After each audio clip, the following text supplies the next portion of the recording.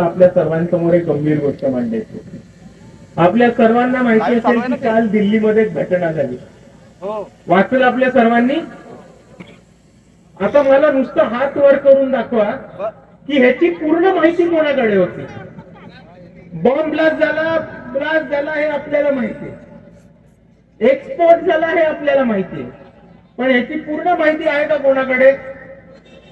तर कोणाकडेच नाही. हे बघा मित्रांनो, आता जसं जेव्हा आपण बोलतोय तेव्हा या ब्लास्टला 24 तास झाले. किती तास झाले? 24 तास. आणि याच्याबद्दल कोणती माहिती समोर नाही आली की तो बॉम्ब ब्लास्ट होता का गाडीचा ब्लास्ट होता, तो आतमधल्या लोकांनी केलाय का बाहेरच्या लोकांनी केलाय, इंटरनल एजन्सीज इन्व्हॉल्ड होत्या का एक्सटर्नल एजन्सीज इन्व्हॉल्ड होत्या. जर स्फोट होता तर आरडीएक्स मिळालं का, अजून कोणते स्फोटक मिळाले का, वायरी मिळाल्या का, हा आतापर्यंत खुलासा आपल्या सर्वांना यायला पाहिजे होता की नको होता? आपल्या सर्वांना माहिती. पोलीस इकडे उभे प्रामुख्याने ते सांगू शकतील प्रोटोकॉल. बॉम्ब ब्लास्ट झाला, स्फोट झाला, सगळ्यात पहिले एसआयटी पोहोचते की नाही पोहोचत? प्रबुद्ध भारताला पाठवायचं. स्पेशल कमांडो येतात की नाही येत? डेटोनेशन टीम येते की नाही येत? आरडीएक्स आहे की नाही tapasलं जातं, स्फोटक मटेरियल तपासलं जातं आणि ताबडतोब त्याची माहिती दुनियाभराला दिली जाते. बरोबर की चूक? बरोबर. आपले पोलीस पूर्ण कॉपरेट करतात. आता आपल्या पोलिसांना माहिती आहे. मी विनंती करतो यांना दिल्लीत पाठवा आणि दिल्लीच्या पोलिसांना ह्यांच्याकडनं काहीतरी शिकू द्या.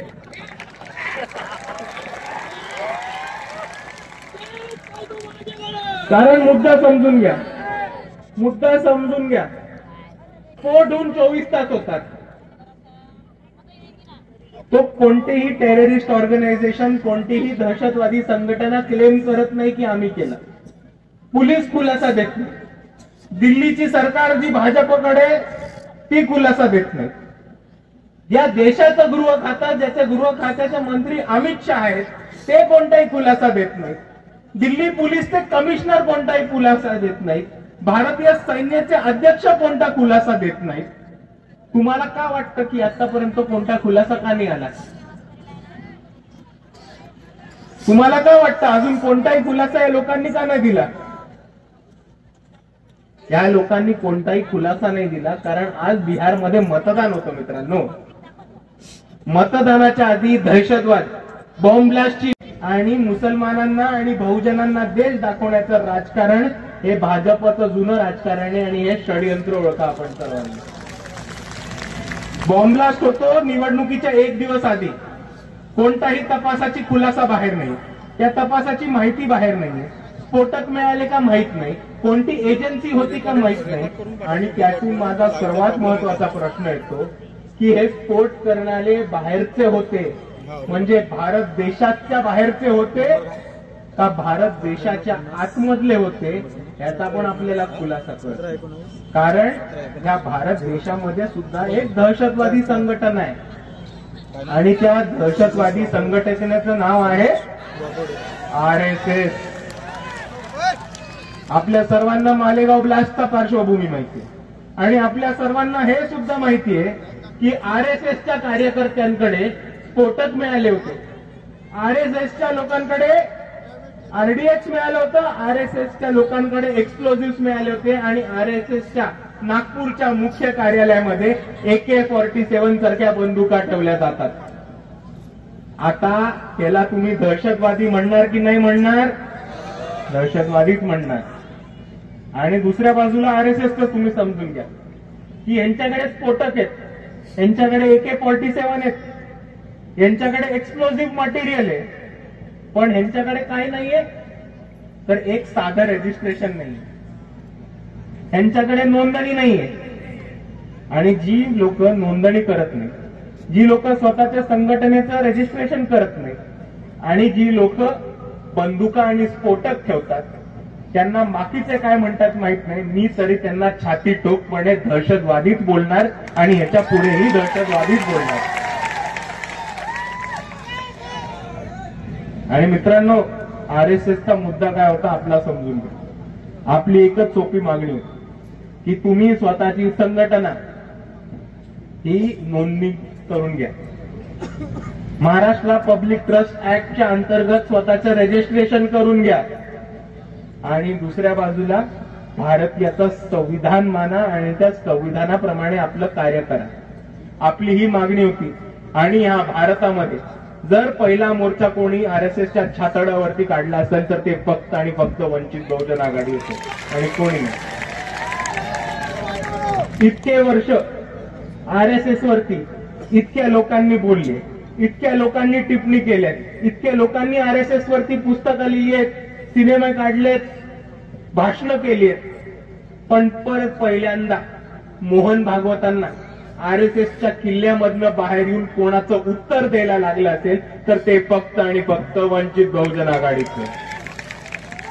आणि मोहन भागवत येऊन काय म्हणतात की आम्ही ब्रिटिशकालीन संघटना होतो, जेव्हा ब्रिटिश होते तेव्हा आम्ही स्थापना केली होती, मग आता परत कशाला स्थापना करू. जर मोहन भागवतांना वाटत असेल की त्यांनी ब्रिटिशांची हात मिळवणी करून स्थापना केली असेल आणि आता स्थापना करायची गरज नाही, तर मी मोहन भागवतांना एवढीच विनंती करतो की तुम्ही सुद्धा ब्रिटिशांबरोबर परत जायला हवं होतं, आम्हाला तुमची काय गरज नाही.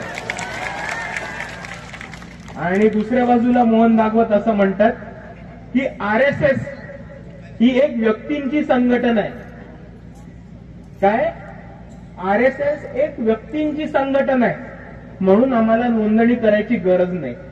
आता माझा उलटा प्रश्न इकडच्या सरकारला आहे आणि माझा उलटा प्रश्न खास करून भारताच्या सरन्यायाधीश भूषण डी गवईंना आहे की जर आम्ही 5 लोकांनी एक संघटन काढलं, चला पकडा, इकडचे 5 लोक पकडा, मी पकडालो, निलेश दादा झाले, देवाभाऊ झाले, डॉक्टर जमीर झाले आणि प्रदीप दादा झाले, आम्ही 5 लोकांनी एक संघटन काढलं आणि आम्ही म्हटलं की आम्ही एक व्यक्तींची संघटना आहोत, आम्हाला नोंदणी करायची परवानगी नाही, गरज नाही, तर तुम्ही आम्हाला AK-47 बाळगू देणार आहात का? तुम्ही आम्हाला स्फोटक बाळगू देणार आहात का?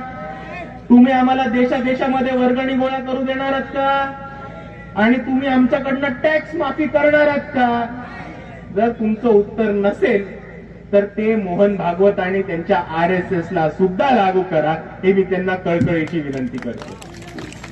आणि मित्रांनो, मला आपल्या सर्वांना जाता जाता एवढंच सांगायला आवडेल की ह्या भारतामध्ये, या महाराष्ट्रामध्ये जेव्हा जेव्हा लढाईची वेळ येते, जेव्हा जेव्हा पीडितावरती अत्याचार येऊन त्या पीडिताची बाजू घ्यायला येते आणि जेव्हा जेव्हा इकडच्या प्रस्थापितांना, मनुवाद्यांना, धारकऱ्यांना, अर्ध्या चड्डीवाल्यांना छातड्यावरती घ्यायची वेळ येते, तेव्हा ह्या भारतामध्ये फक्त एकच माणूस उभा राहतो, तो म्हणजे फक्त आणि फक्त इकडचा आंबेडकरवादी. कारण ही ताकद, ही हिंमत, हा बळ आणि हा दम इकडच्या आंबेडकरवाद्यांमध्ये सोडून अजून कोणामध्ये नाहीये, हे आपण सर्वांनी समजून घेतलं पाहिजे. म्हणून मला आपल्या सर्वांना एवढंच सांगायचंय की तुमच्यावर कोणत्याही अन्याय अत्याचार होते, तुमच्यावरती कोणतीही अडचण येऊ दे, तुमच्यावरती कोणतीही पीडा येऊ दे, तुमच्यासाठी धावून येणारे, तुमच्यासाठी उभे राहणारे, तुमच्या पाठीमागे ठामपणे थांबणारे आणि तुमच्या सर्वांसाठी